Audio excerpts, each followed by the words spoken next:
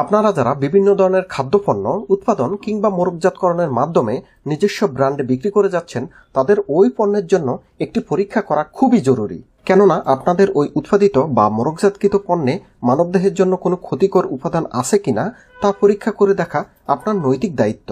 Normally একটি খাদ্যপণ্যে মানবদেহের জন্য ক্ষতিকর কোনো উপাদান রয়েছে কিনা তা পরীক্ষা করে দেখার দায়িত্ব বিএসটিআই এর।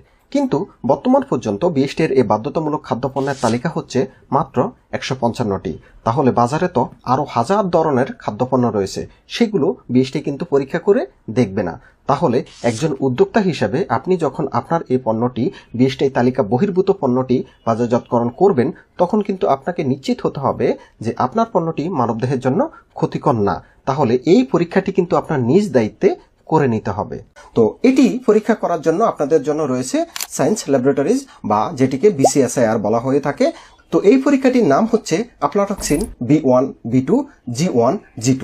তো এই পরীক্ষা করার জন্য আপনাদেরকে যে কাজটি করতে হবে, আপনাদের উৎপাদিত পণ্যটিকে সায়েন্স ল্যাবরেটরিজে নিয়ে যেতে হবে। সেখানে এই পরীক্ষার জন্য নির্ধারিত ফি আছে, সেটি আপনাদেরকে প্রদান করতে হবে।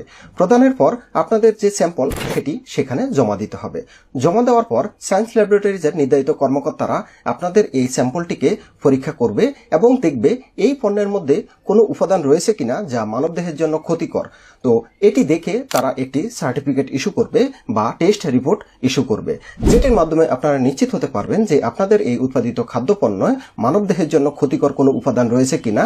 তো এই রিপোর্টটি পাওয়ার পর আপনারা আপনাদের পণ্যের মোড়কে লিখতে পারবেন এই পণ্যে মানবদেহের জন্য ক্ষতিকর কোনো উপাদান নেই, এটি সায়েন্স ল্যাবরেটরিজ কর্তৃক পরীক্ষিত।